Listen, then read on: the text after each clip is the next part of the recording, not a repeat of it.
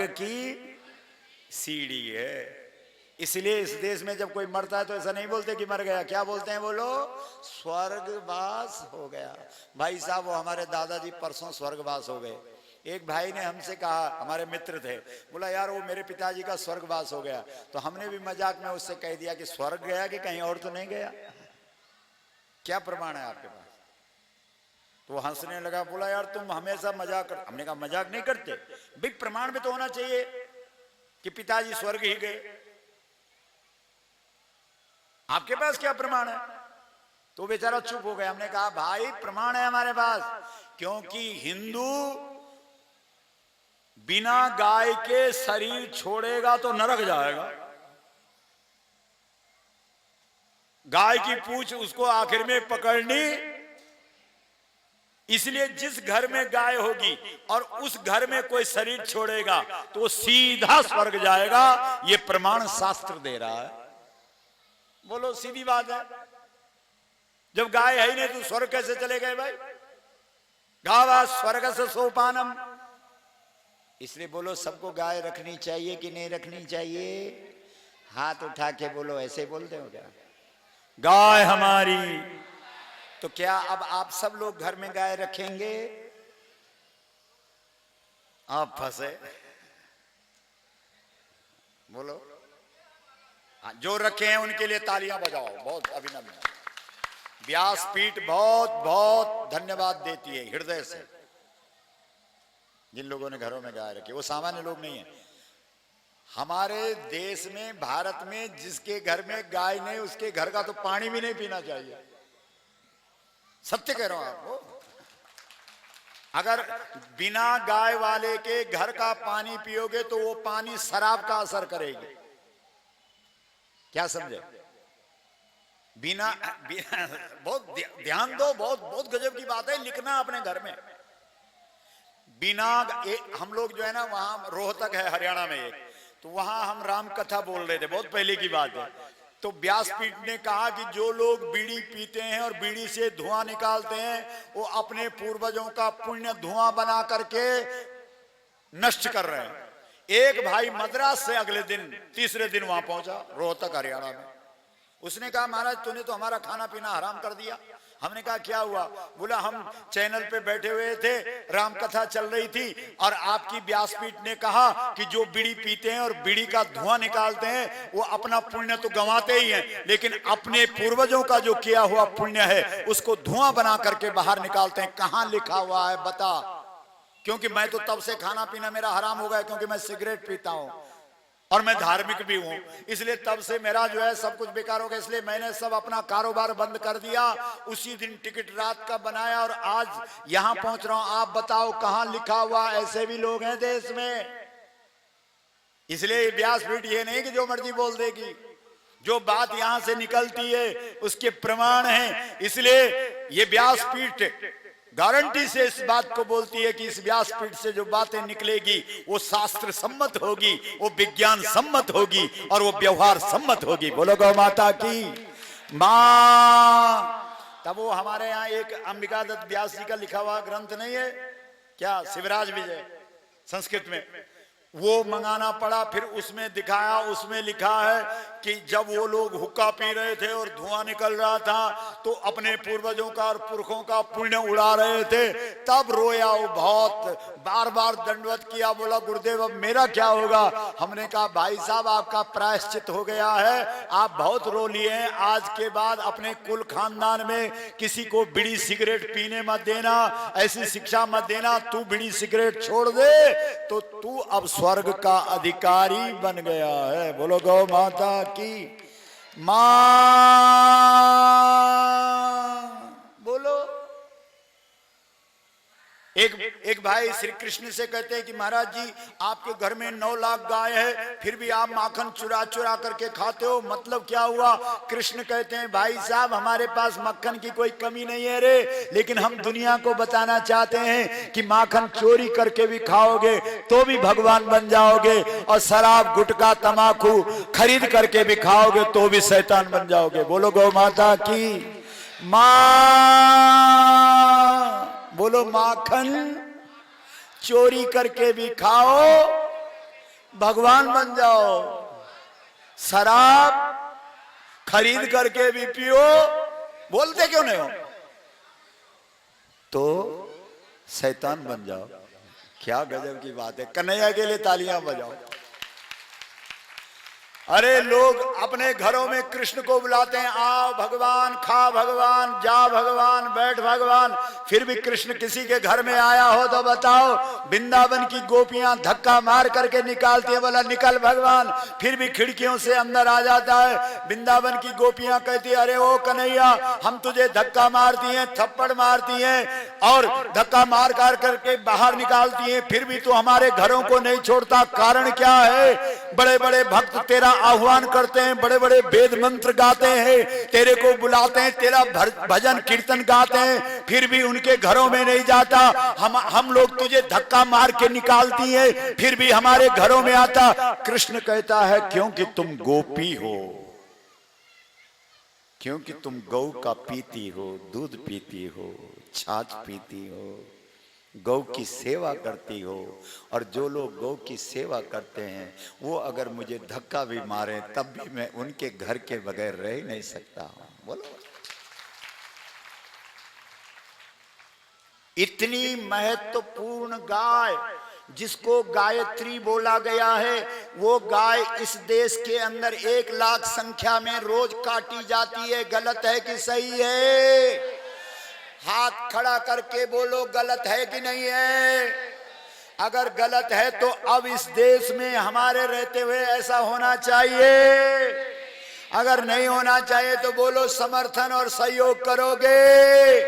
हाथ हिला के बोलो। 71 वर्ष हो गए जब तुमने इस देश के अंदर गौ माता को नहीं बचाया, तो कौन सा काम किया तुमने? क्योंकि तुम्हारा जो हिंदू धर्म का पूजा है, पाठ है, जप है, तप है, यज्ञ है, दान है, धर्म है, तीर्थ है, तीर्थ तो तुम्हारे वहां है। गावः तिष्ठन्ति यत्रैव तत्तीर्थम परिकीर्तितम, जहां गौएं खड़ी हो जाती हैं वहां तुम्हारे जगन्नाथ और बद्रीनाथ तीर्थ खड़े हो जाते हैं। बोलो, इसलिए सबसे पहले इस देश के अंदर गौ माता को माता का सम्मान मिलना चाहिए कि नहीं मिलना चाहिए? जब 18 फरवरी 2018 को, तब तक पूरे देश के 676 जिलों में गौ प्रतिष्ठा यात्रा जा चुकी होगी, पूरे देश के अंदर खलबली मची होगी, पूरे देश के लोगों को पता चल गया होगा कि गाय हमारी, और करोड़ों लोग दिल्ली में आएंगे। बोलो सोनभद्र वालों, कितने लोग लाओगे? बोलो बोलो, ये माता लोग नहीं आएंगे? घर से बाहर नहीं निकलना है क्या? अरे हमारे यहाँ माताएं वो आगे से कुछ मुख के आगे डाल करके नहीं रहती। ये देश दुर्गा का है और दुर्गा यूं खड़ी रहती है, 10-15 राक्षस उसको घेर लेते हैं, कहते हैं पहाड़ की बेटी पार्वती हमसे शादी कर ले। पार्वती ताल ठोक के बोलती है, मैं भारत की लड़की हूँ, मैं पहाड़ की बेटी हूँ, यो में जयति संग्रामे समय भरता भविष्यति, जो मेरे साथ लड़ाई के मैदान में लड़ सकता है वही मेरा पति हो सकता है। बोलो, बोला कि नहीं? ये है दुर्गा का वचन, ये है दुर्गा। विचार करो, तुम्हारे यहाँ एक बाप अपनी बेटी को, सावित्री नाम है जिसका पुराणों में कथा, अपनी बेटी को कहता बेटी जा अपने लिए वर ढूंढ, और वो बेटी पूरी दुनिया में रथ पर बैठ करके सेना को साथ में लेकर के जाती है। उसने किसी राजगद्दी पर बैठे हुए राजकुमार का चयन नहीं किया, उसने जंगल में गाय चराने वाले सत्यपान का चयन किया। बोलो हाँ ना, कुछ तो बोलो। जब वापस आई, पिताजी को प्रणाम किया, बेटा अपने लिए वर का चयन किया? हाँ पिताजी। कौन है? सत्यवान। किस देश का राजा है? बोला राजा नहीं, अभी जंगल में घूम रहा है।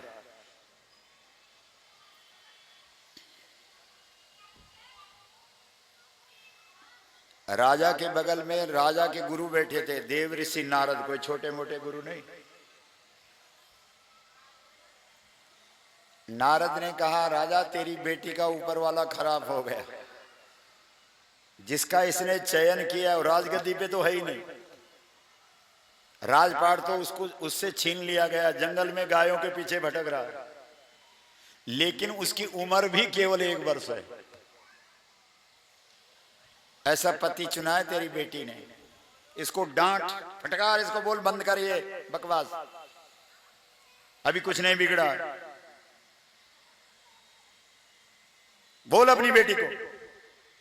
राजा कहने लगा बेटी सुन रहे हो, हमारे गुरुजी जो बोलते हैं कभी मिथ्या नहीं होता, जो तूने वर चयन किया उसकी 1 साल उम्र है और राजगद्दी भी उसके पास नहीं, ऐसा वर क्यों चयन किया है?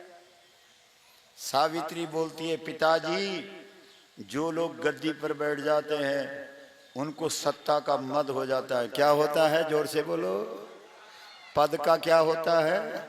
घर जाकर के लिख देना, पद के बाद एक चीज पैदा होती है जिसका नाम, जोर से बोलो ना, मद है। बोलो मद चाहते हो कि आपके घर में मद पैदा हो जाए?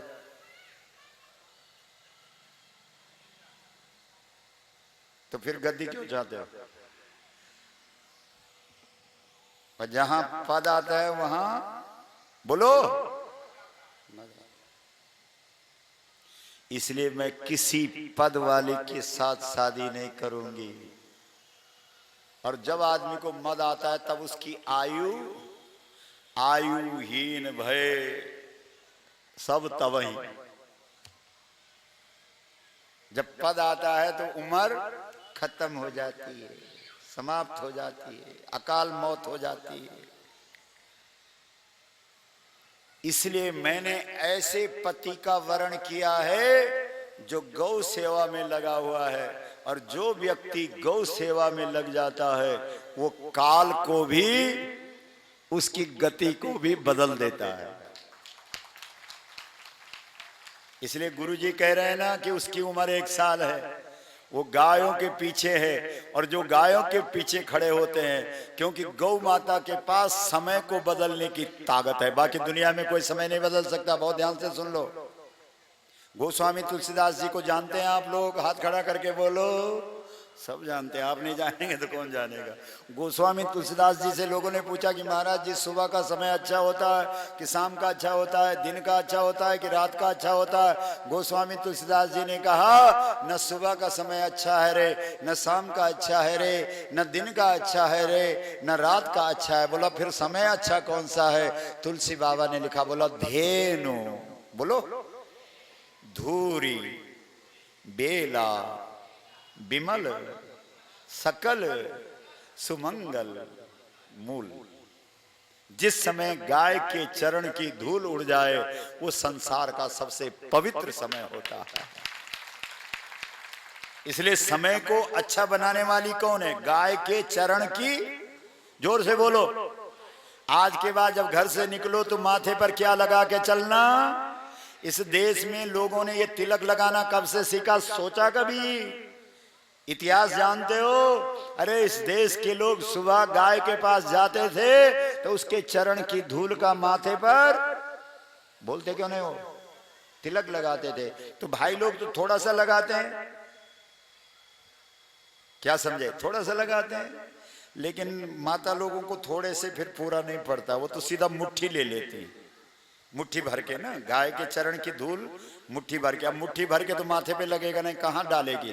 पूरा ही डाल देती है, फिर पूरा ही मांग भर देती है। और जो माताएं गौ के चरण की रज से अपनी मांग भर देती हैं वो माताएं अखंड सौभाग्यवती होती हैं। इसलिए लोग समय बदलने के लिए, जो भाई चुनाव वगैरह लड़ते हैं उनको ऐसा करना, क्या करना? क्योंकि आपने अब तो गौ माता को राष्ट्रमाता बनाना है अगर चुनाव लड़के विधानसभा या संसद में जाना है। लेकिन करना क्या? हमारे पास सारे टोने टोटके हैं। अरे साहब सुबह उठ करके गाय के चरण की धूल का माथे पे तिलक लगाना, जहां जाओगे वो तुमसे प्रभावित होगा, और केवल प्रभावित ही नहीं होगा, वोट भी तुमको दे देगा। बोलो गौ माता की हर हर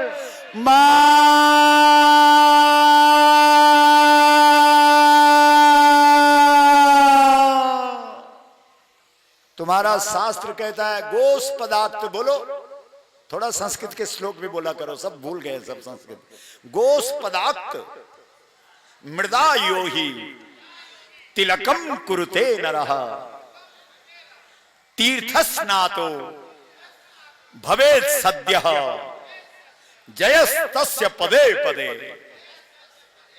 जो गाय के चरण की धूल का माथे पर तिलक कर देता है उसकी कदम कदम पर विजय होती है। बोलो गौ माता की मां।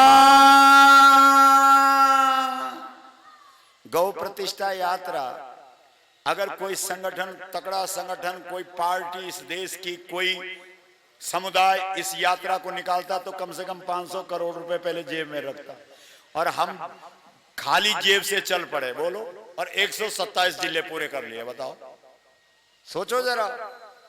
लोग कहते महाराज न कोई सुरक्षा गार्ड, न कुछ। जब हम जम्मू कश्मीर जा रहे थे, 4-4 गाड़ियां हमारी गाड़ियों के पीछे भी लिखा है गौ माता राष्ट्र माता। तो जब गाड़ियां जा रही थी तो हमारे एक एसएसपी हैं जम्मू में, अशोक शर्मा, वो बोले ओ महाराज गुरुजी कहां जा रहा तू, तेरे को पता कहां जा रहा तू? हमने कहा कश्मीर जा रहे हैं हम। अरे बोला इधर नहीं जाना महाराज, तू रुक जा। हमने कहा हमारा संकल्प है हम इस देश के 676 जिलों में जाएंगे, और गौ माता की कृपा से जम्मू कश्मीर घूम के आए, और जब आ गए तो अगले दिन से कर्फ्यू लगा और अभी तक जारी है। बोलो गौ माता की हर हर मां। थोड़ा लंबा खींचो, हाथ खड़ा करके बोलो मां। हमारी 5 मांगे, गौ माता को राष्ट्र माता का सम्मान दो। बोलो मांग सही है कि गलत है? अगर सही है तो हाथ खड़ा करो और संकल्प करो। हाथ उठाओ, अपने अकल बगल दिखाओ, जो हाथ नहीं उठाता उससे बोलो हाथ उठाओ। हम सब संकल्प करो, हम सब गौ माता को साक्षी रखकर संकल्प करते हैं गौ माता को राष्ट्र माता का सम्मान दिलाने के लिए 18 फरवरी 2018 को अपने आप भी आएंगे, अपनों को भी लाएंगे। जहां तक हमारी पहुंच होगी गौ माता के सम्मान के लिए सारे देश को जगाएंगे। आज के बाद हमारे पास जो भी व्यक्ति वोट मांगने आएगा उससे लिखित लेंगे, जब तुम विधानसभा अथवा लोकसभा में जाओगे गौ माता को राष्ट्र माता का प्रस्ताव पास कराओगे। अगर प्रस्ताव पास नहीं करा पाओगे, इस्तीफा देकर वापस आओगे, हम तुमको दोबारा डबल वोट देकर वापस भेजेंगे। अगर तुम्हारी ये मनसा है, हमारी यह मांग तुम स्वीकार करते हो, तभी हमारा वोट तुमको पड़ेगा। बोलो गौ माता की मां। प्राण जाए पर अब इस देश के अंदर चुनाव होगा तो गौ माता राष्ट्र माता का मुद्दा होगा। प्रमुख मुद्दा अब इस देश का मुखिया वो व्यक्ति बनेगा जो गौ माता को माता के रूप में स्वीकार करेगा।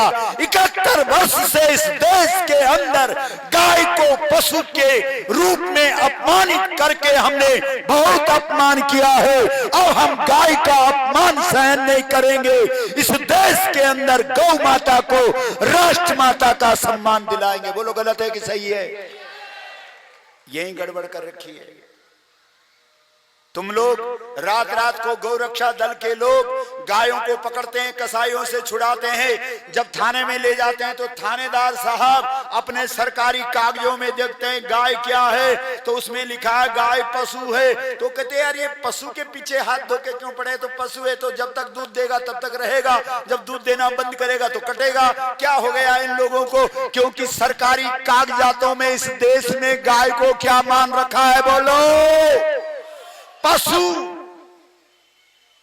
और जब कोई भारत में गाय को पशु बोलता है तो भारत के 80 करोड़ जो हिंदू है, जो गौ को माता बोलते हैं, उनकी आस्था का कत्ल होता है, उनकी आस्थाओं के टुकड़े टुकड़े होते हैं। इसलिए अब इस देश के अंदर गौ को पशु नहीं, माता का सम्मान देना पड़ेगा। बोलो गलत है कि सही है? ये लड़ाई है हमारी, इस लड़ाई को लेकर के चले हैं हम। बोलो लड़ाई सही है कि गलत है? हाथ हिला के बोलो। हाँ, तो अकेले हम चिल्लाएंगे तो हो जाएगा, लेकिन अगर 1 करोड़ लोग 18 फरवरी को दिल्ली आ गए तब क्या होगा? तब वो होगा जो आज तक कभी नहीं हुआ। बोलो गौ माता की हार है। अरे ये मत सोचना कि महाराज बोलते ही बोलता है। 337 गौधाम देश के अंदर खोले, हिमालय के अंदर 6 महीने का यज्ञ किया, गाय के लिए हुआ। उस यज्ञ में ये धेनुमानस ग्रंथ निकला। बोलो किस किस के पास है ये ग्रंथ? चलो एक भाई ने तो उठाया, कम से कम हाथ, तालियां बजाओ। उधर भी है कुछ भाई लोग, इनसे पूछ लो इस ग्रंथ में क्या है। जो इस ग्रंथ को पढ़ेगा वो बिना गाय के नहीं रहेगा। अभी तो 50,000 किताबें गई है देश में। जिस दिन भारत में 1 करोड़ किताब चली गई उस दिन भारत का सब नक्शा बदल जाएगा। ये वो ग्रंथ है, और जिस भाई ने पढ़ा है उसको यहाँ पे बुलाओ और वो अपना अनुभव साझा करे लोगों से। बोलो, इसमें 5 सर्ग हैं। आप बोलेंगे, कुछ बताएंगे? आपने पूरी किताब पढ़ी है? रखी तो नहीं है ना? पढ़ी है तो आइए। दो साहब माइक दो इनको। बोलो गौ माता की। ये तो आपके बीच के भाई हैं, इनसे सुन लो। हमको तो पता भी नहीं, इन्होंने वहां से मंगाई होगी पुस्तक देहरादून से। बोलो गौ माता की। मां, थोड़ा लंबा खींचो। आ जाइए साहब, आप बताइए, आपने ग्रंथ पढ़ा है, आइए इधर आइए।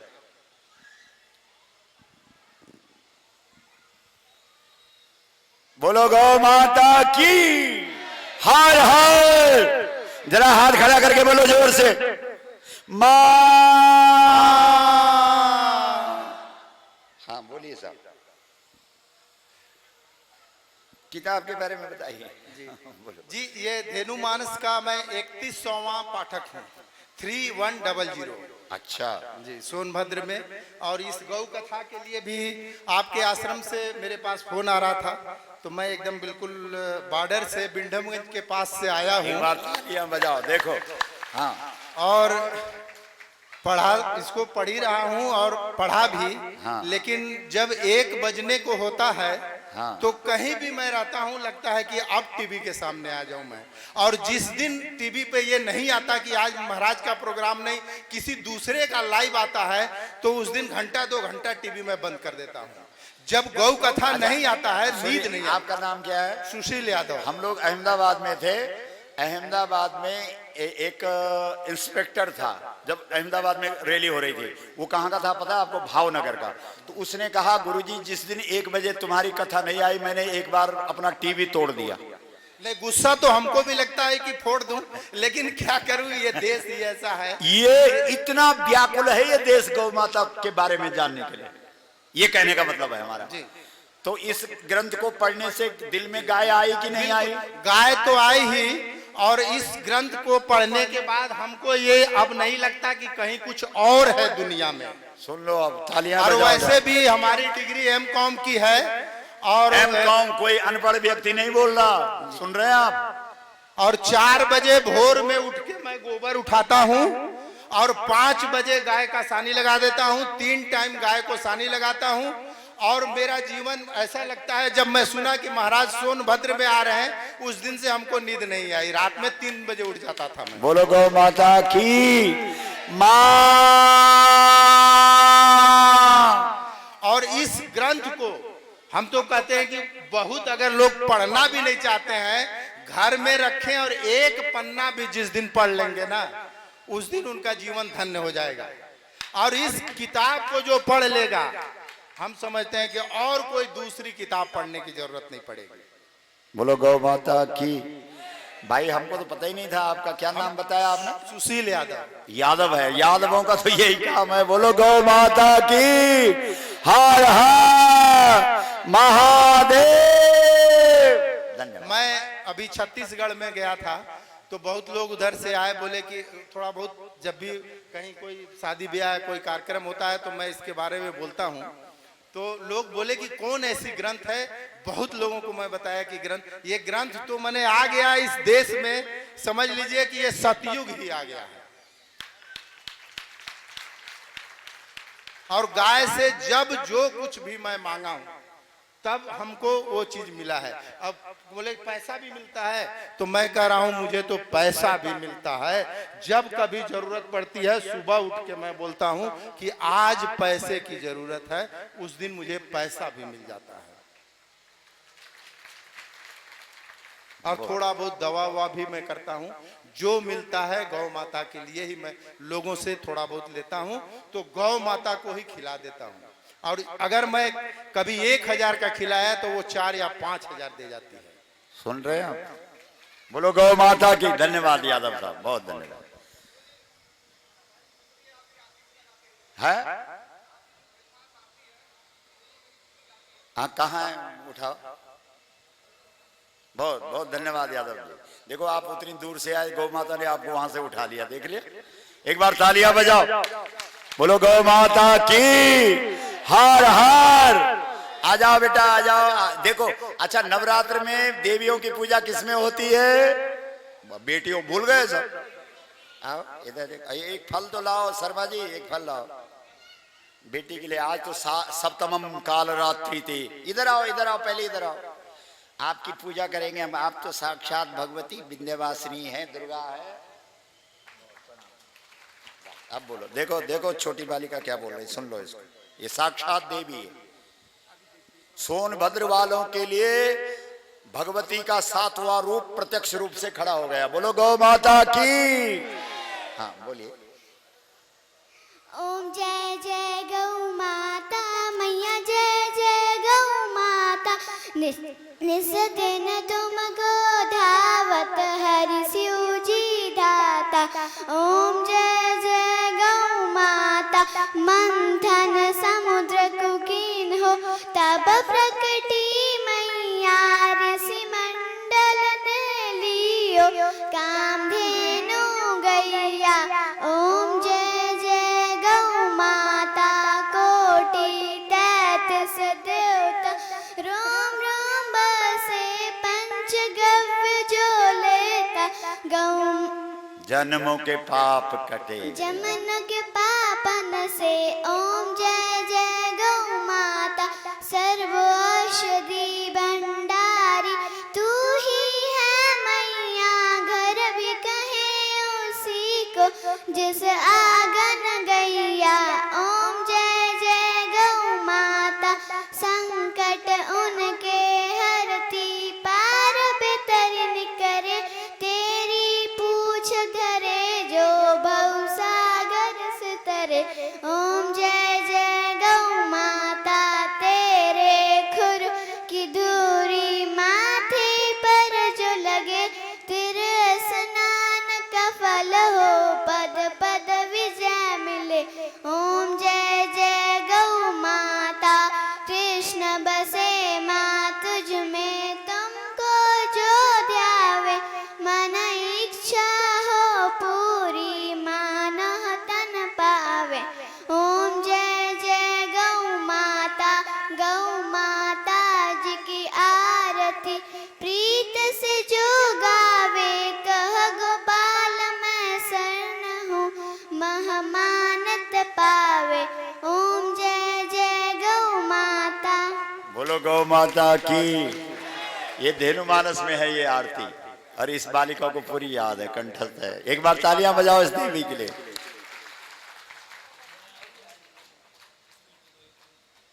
इस बालिका को एक ग्रंथ दिया जाए साहब। अच्छा, बहुत अच्छा, बहुत अच्छा।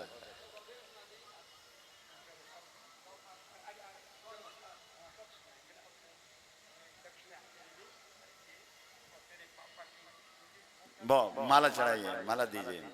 बोलो गौ माता की। बहुत बहुत अभिनंदन है, बहुत अच्छा। बोलो गौ माता की। अच्छा एक बात ध्यान रखना, अगर पुत्र ठीक हो तो एक कुल पवित्र होता है। पुत्र ठीक हो तो, जोर से बोलो, पुत्र ठीक हो तो बोलो, पुत्र ठीक हो तो एक कुल पवित्र होता है। पुत्री ठीक हो तो दो कुल पवित्र होते हैं। और रामचरितमानस की भाषा में बोले तो पुत्री बोलो पवित्र किए कुल दो। बोलो गौ माता की। हर हर मां। बोलो ये किताब, ये ग्रंथ घर घर में पहुंचना चाहिए कि नहीं पहुंचना चाहिए? हाथ उठा के बोलो। हाँ तो इसको भी पहुंचाओ। 18 फरवरी के काम में आएगा ये ग्रंथ। पूरे देश के अंदर ज्वाला जल जाएगी। इस ग्रंथ को पढ़ने के बाद व्यक्ति गाय के बगैर नहीं रह सकता। इस ग्रंथ को पढ़ने के बाद व्यक्ति गाय को अपना इष्ट समझ लेता है। हम बार बार आपको कह रहे हैं कि गाय को हमने कभी गाय नहीं बोला। गाय हमारे लिए गायत्री है। बोलो गायत्री माता की।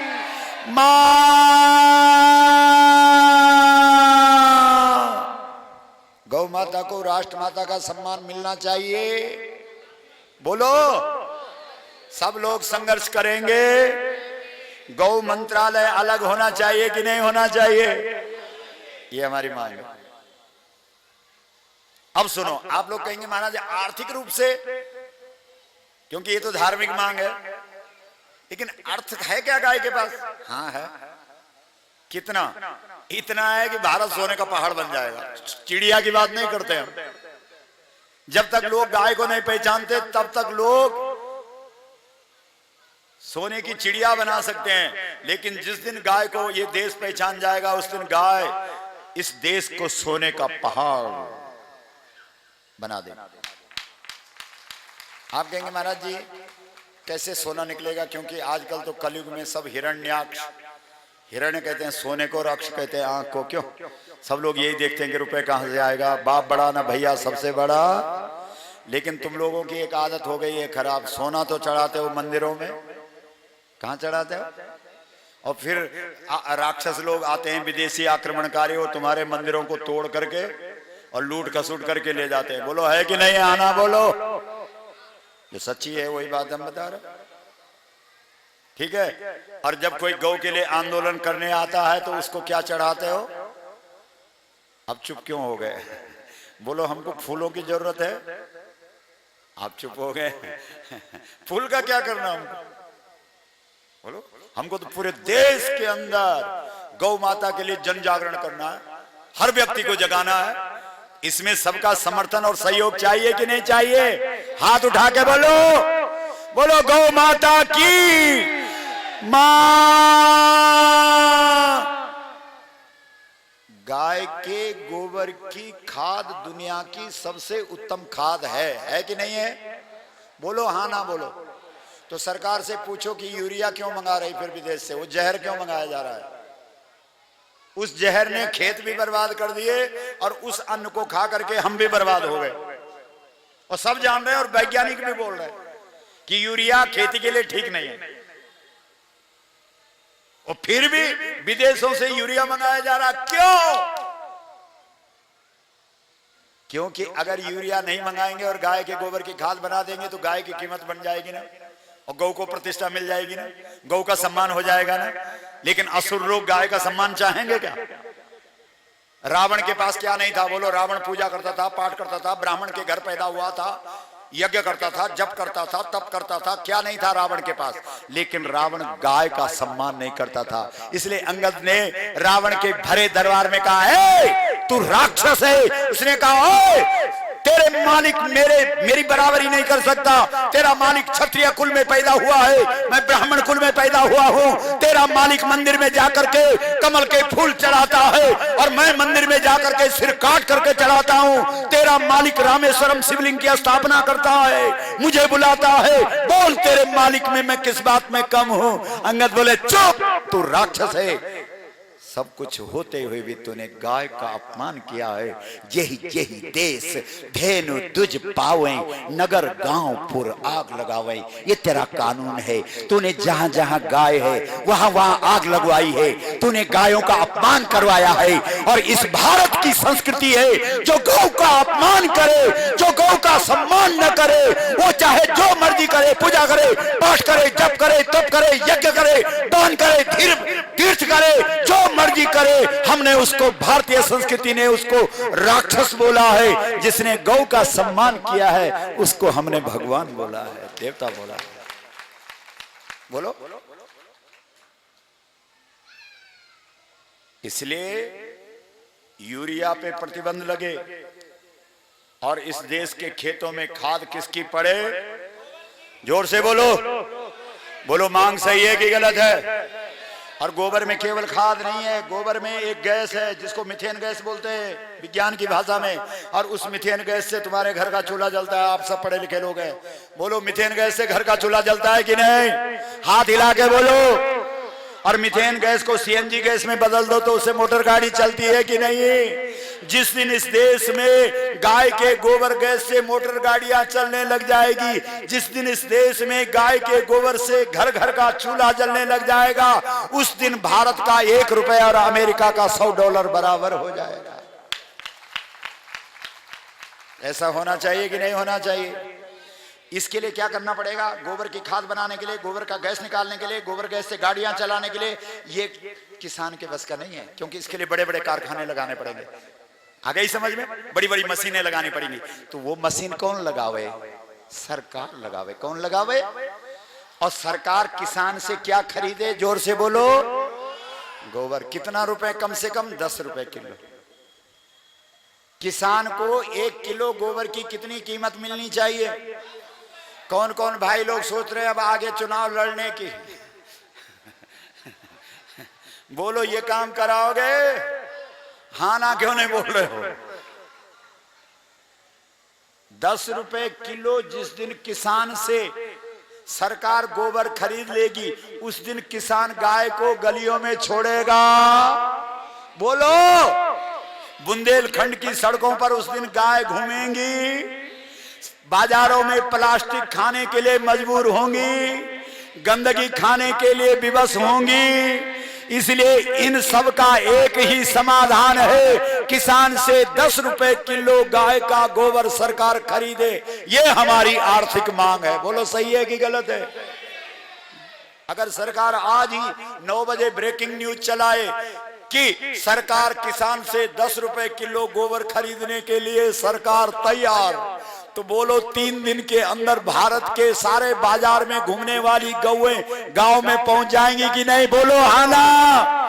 तो क्या आप इस देश में गाय का सम्मान नहीं करना चाहते? और अगर हम अकेला चिल्लाएंगे तो सरकार हमारी सुनेगी। और अगर हम करोड़ों लोग खड़े होकर के कहेंगे तो 1 मिनट में सब हो जाएगा कि नहीं? तो सब तैयार है कि नहीं है? ये बात है। बोलो। ₹10 किलो गोबर खरीदो, सरकार खरीदे। और जो विदेशी जर्सी आदि जानवर है उन पर प्रतिबंध लगवाओ इस देश में। हाई कोर्ट ने, गुजरात हाई कोर्ट ने फैसला दिया कि जर्सी का दूध कैंसर जैसे भयानक रोग पैदा करता है, उसके दूध पर प्रतिबंध लगाओ। प्रतिबंध नहीं लगा सकते हो तो पैकेट पे बाहर से लिखा जाना चाहिए दूध स्वास्थ्य के लिए हानिकारक है। इसलिए जर्सी आदि जो गाय के नाम पर, अरे श्री कृष्ण का एक ही मुद्दा था इस देश में। 120 साल तक कृष्ण ने लीला की और केवल एक ही मुद्दा उठा करके रखा, जिस मुद्दे का नाम है गोवर्धन। क्या मुद्दा है कृष्ण का? जोर से बोलो, कृष्ण का मुद्दा क्या है? 2 बार बोलो हाथ खड़ा करके, कृष्ण का मुद्दा क्या है? उत्तर प्रदेश में अब चुनाव का मुद्दा क्या होना चाहिए? कृष्ण का मुद्दा क्या है? लेकिन गौ का मर्दन हो रहा है, इसलिए क्या कर दिया? गौ मर्दन आप बंद नहीं करा सके, गौ का वर्धन आप करा नहीं सके। इसलिए लोगों ने आपसे पूछा कि गोवर्धन क्या है? आपने चटपट चालाक तो हो ही कह दिया गोवर्धन तो पहाड़ है महाराज। वाह रे चतुर चालाक लोगों।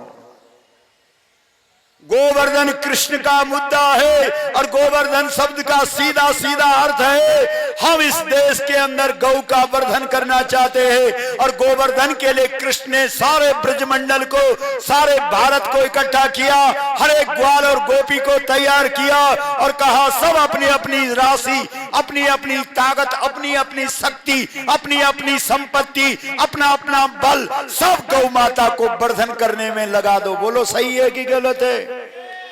यही तो करना है। बोलो गौ माता की मां। बोलो कौन माता इस दायित्व को संभालेगी? बोलो तब चुप हो जाती है महाराज जी। तो करना पड़ेगा। और जब तक इस देश में माताएं आगे नहीं आएंगी तब तक गौ माता का काम नहीं होगा। ये भी सुन लो। क्योंकि आखिर में जब वोटिंग होती है तो पुरुष पुरुष के पक्ष में खड़ा हो ही जाता है। क्यों साहब? वो बेचारी माता पति को पूछती है किसको वोट डालूं, और पति उसको डलवा देता है जिसने रात को बोतल पिलाई है। बोलो गौ माता की हर हर महादेव। मां अब वोट पड़ेगा तो किसके लिए? बोलो गौ माता की हर हर मां। अगर संस्कार संपन्न इस भारत को बनाना चाहते हो तो 10 साल के बालक बालिकाओं को गाय का दूध निःशुल्क पिलाना पड़ेगा।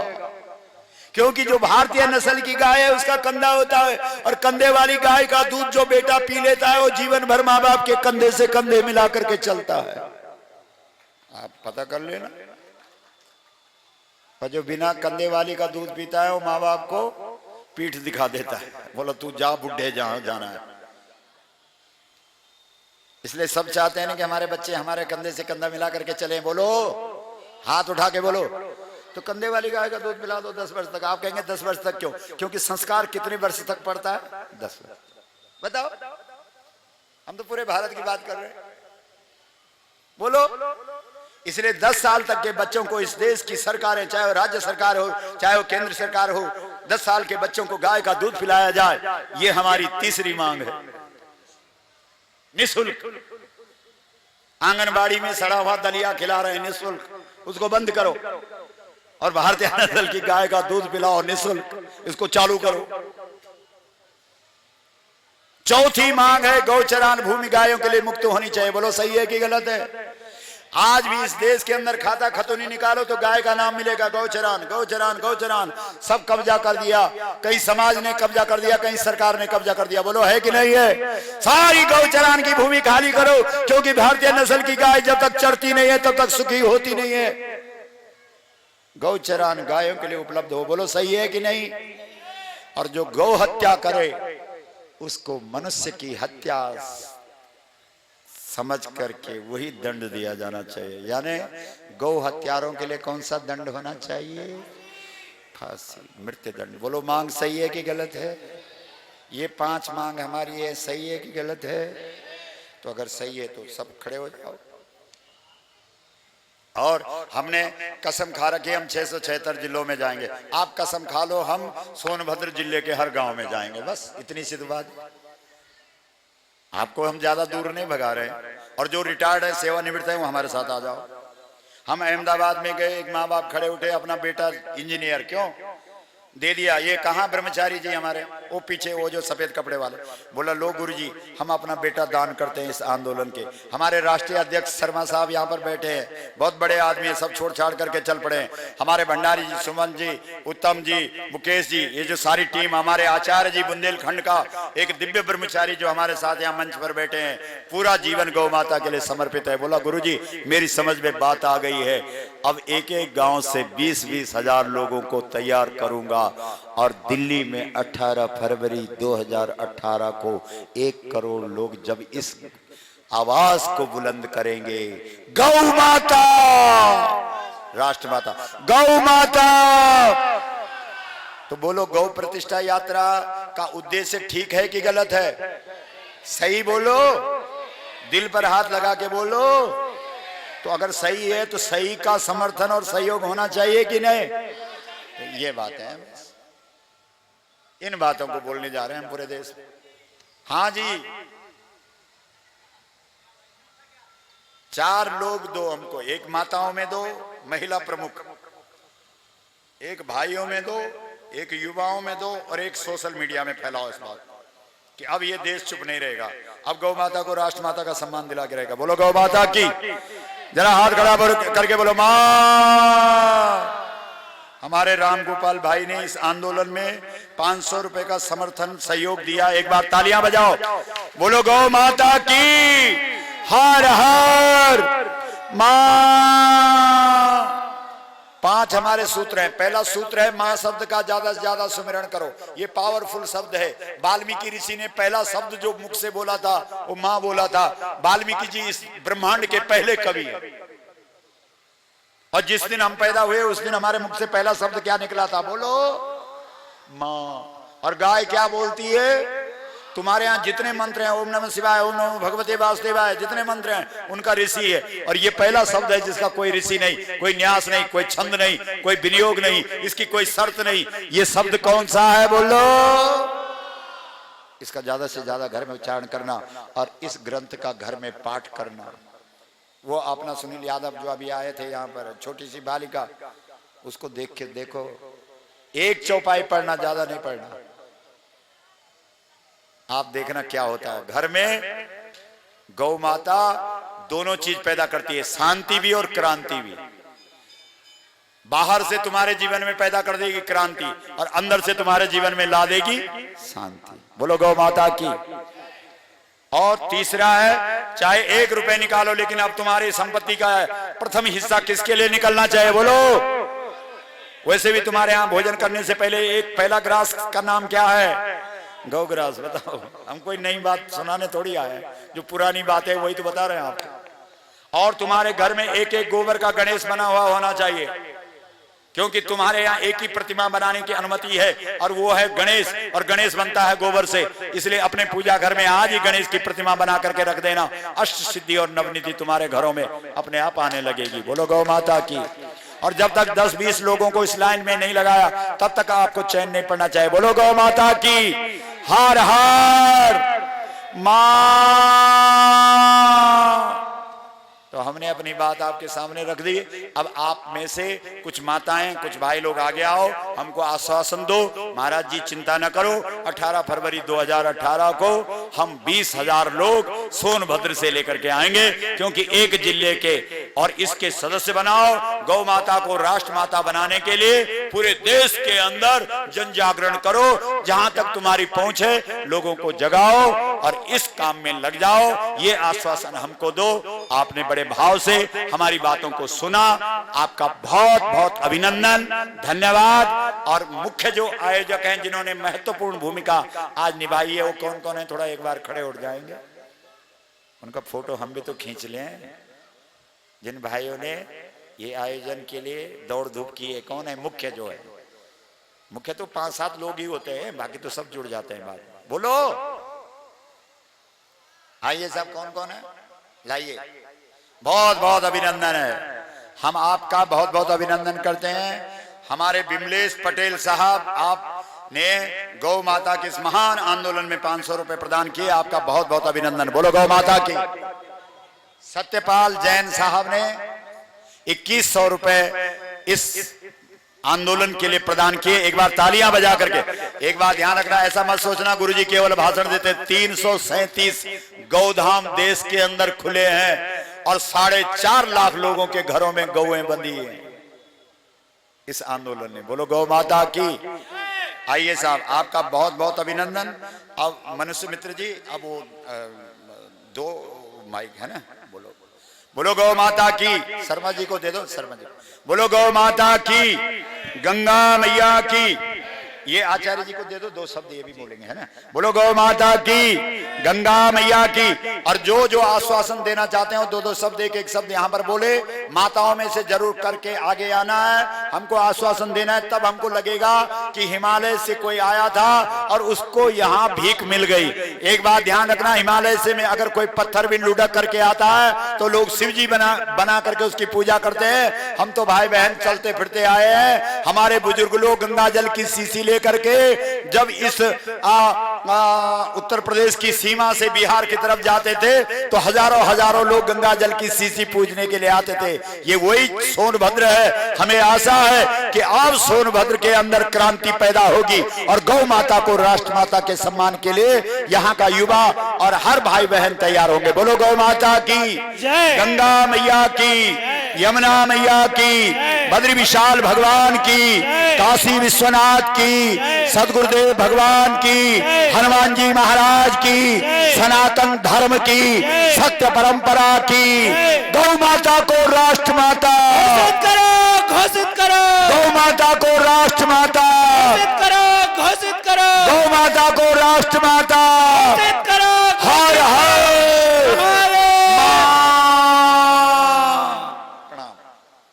परम पूज्य गुरुदेव भगवान, उपस्थित